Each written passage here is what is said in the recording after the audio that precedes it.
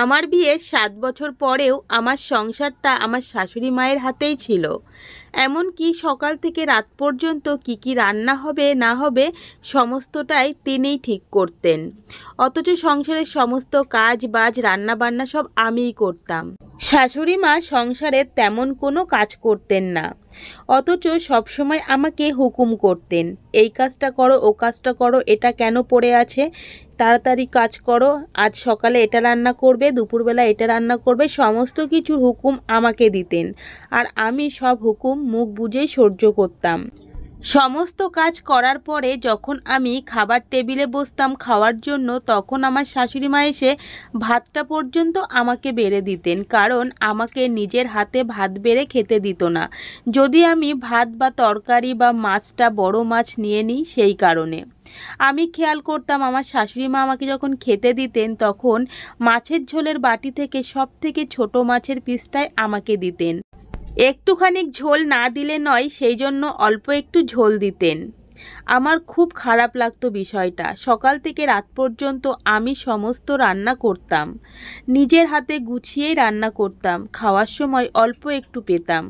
বলো, কার না খারাপ লাগে না? তবুও আমি প্রতিবাদ করতাম না, চুপ করেই থাকতাম। কখনো আমার নিজের স্বামীর কানেও এগুলো দিতাম না। একদিন না আমার ভীষণ খাসির মাংস খেতে ইচ্ছে করছিল, আর আমি আমার স্বামীকে যেই বললাম আমার না আজকে খুব খাসির মাংস খেতে ইচ্ছে করছে, আমার স্বামী কথাটা শোনা মাত্রেই বাজার থেকে 2 কিলো খাসির মাংস এনে দিল। সংসারের সমস্ত কিছুর দায়িত্ব শাশুড়ি মায়েরই ছিল। কাকে কি দিতে হবে, কখন কি খেতে হবে না খেতে হবে, সমস্ত কিছুর ভার ছিল শাশুড়ি মায়ের। বাপের বাড়ি থেকে কেউ বেড়াতে এলে শাশুড়ি মা নিজের হাতেই খেতে দিতেন, আমাকে পর্যন্ত ভাত বেড়ে খেতে দিতেন না, আর তো আমার বাপের বাড়ির লোক। যাই হোক, সমস্ত কিছুই মুখ বুজে সহ্য করতাম।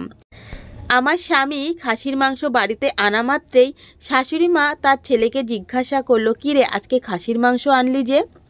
আমার স্বামী আমার নামটা বলতে পারল না। আমি আমার স্বামীর কাছে সব কথা না বললেও স্বামী কিছুটা বুঝতে পারত তার মা আমার সাথে কেমন ব্যবহার করে। সেই কারণে সে আমার নামটা বলতে পারল না, বললে যদি উল্টো রকম অশান্তি হয় সেই কারণে। সেই জন্য আমার স্বামী বলল, আজকে আমার খুব খাসির মাংস খেতে ইচ্ছে করছে, তাই নিয়ে আসলাম।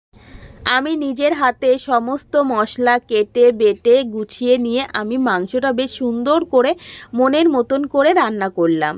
খাওয়ার সময় শাশুড়ি মা মাত্র আমাকে 2 পিস মাংস দিয়ে সমস্ত মাংসটা ফ্রিজে তুলে রাখলো। বিষয়টা দেখে আমার খুব কান্না পেল, আমার একদম বুক ফেটে কান্না আসছিল, আর আমি অঝরে কাঁদতেও শুরু করলাম। কিন্তু সবার আড়ালে চোখের জলটা মুছে ফেললাম। কেন জানি না সেই দিন আমার খুবই কান্না পেয়েছিল। আমাদের পাশের বাড়ির এক কাকিমা, তিনি বুঝতে পারতেন আমার শাশুড়ি মায়ের ব্যবহারটা। একদিন তিনি আমার সাথে কথা বলতে বলতে বলছিলেন, কিরে লিলিমা, তুই তোর শাশুড়ি মাকে কিছু বলিস না কেন? অন্তত কিছু তো বলতে পারিস, তোর সাথে এইরকম ব্যবহার করে।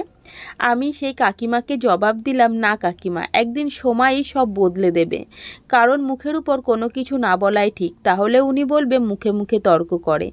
থাক কাকিমা, এসব বলার কোনো দরকার নেই, আমার কপালে যেটা আছে সেটা তো হবেই, তাই না কাকিমা? এটা বলে আমি কাকিমার কাছ থেকে ঘরে চলে এলাম।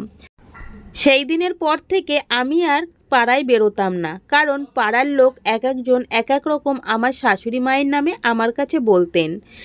এইগুলো শোনার পর থেকে আমার মন তো আমার শাশুড়ি মার উপরে বিষিয়ে দেওয়া হচ্ছে। জিনিসটা আমি বুঝতে পেরে আমি পাড়ায় বেরোনো বন্ধ করে দিলাম।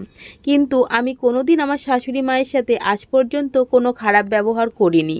শাশুড়ি মা আমার সাথে যতই খারাপ ব্যবহার করুক না কেন, আমি কিছুতেই খারাপ ব্যবহার করব না। এরকমভাবে দেখতে দেখতেই 12 বছর কেটে গেল। শ্বশুরমশাই মারা গেছেন, আর আমার একটা ননদ ছিল, ননদেরও বিয়ে হয়ে গেছে। আর এখন আমার সংসারে আছে আমার শাশুড়ি মা, আমার একটা ছেলে, আর আছে আমার স্বামী আর আমি। তো যাই হোক, আমার সংসারটা এখন পুরোপুরি আমার দায়িত্বে, কারণ আমার শাশুড়ি মার গায়ে এখন অত আর বল শক্তি নেই, তিনি অনেকটাই বয়স হয়ে গেছে। সংসারের সমস্ত দায়িত্ব সব আমার। আমি নিজের হাতে রান্নাবান্না করি, নিজে খাওয়া দাওয়া করি, নিজে ইচ্ছা মতন সমস্ত কিছু নিয়ে খাই। এখন আমাকে কিছু বলার আর নেই। আমার শাশুড়ি মা, এমনকি শাশুড়ি মায়ের খাওয়া দাওয়ার দায়িত্বটাও আমার উপরে। একদিন আমার শাশুড়ি মা গুটি গুটি পায়ে আমার ঘরের দরজার সামনে এসে দাঁড়িয়ে আছে। আমি আমার শাশুড়ি মাকে জিজ্ঞাসা করলাম, কি হয়েছে মা, ভিতরে আসুন, ওখানে কেন দাঁড়িয়ে আছেন? তখন আমার শাশুড়ি মা বলল, মা আমি তোমাকে একটা কথা বলবো ভাবছিলাম, বলতে পারছি না। তখন আমি শাশুড়ি মাকে বললাম, হ্যাঁ মা, কোনো সংকোচ না করে বলে ফেলুন। তখন শাশুড়ি মা বলছে, আমার না খুব খাসির মাংস আর রুটি খেতে ইচ্ছে করছে। আমি আমার শাশুড়ি মাকে বললাম, মা কোনো চিন্তা করবেন না, আমি আপনার ছেলেকে দিয়ে আজকেই মাংস আনাবো। আমি আমার স্বামীকে বলার সাথে সাথে আমার স্বামী খাসির মাংস এনে দিল।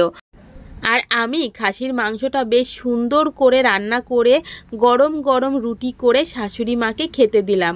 1 বাটি মাংস আর 7-8 পিস রুটি দিলাম। শাশুড়ি মা খাবারগুলো পেয়ে মুগ্ধ হয়ে গেল। তিনি খাচ্ছিলেন আর ভাবছিলেন, আজ থেকে কত বছর আগে আমি আমার বৌমার সাথে কি ব্যবহারটা না করেছি, ঠিকমতো তাকে পেট ভরে খেতেও দেইনি। তার তো তখন কত অল্প বয়স ছিল, তার জীবনের অনেক শখ আহ্লাদ আমি নষ্ট করে দিয়েছি, অথচ আমার সেই বৌমা আমার সাথে কত সুন্দর ব্যবহার করছে। আমার শাশুড়ি মা এই ভুলটা বুঝতে পেরে এটাই আমার কাছে অনেক। কেমন লাগলো গল্পটা জানিও।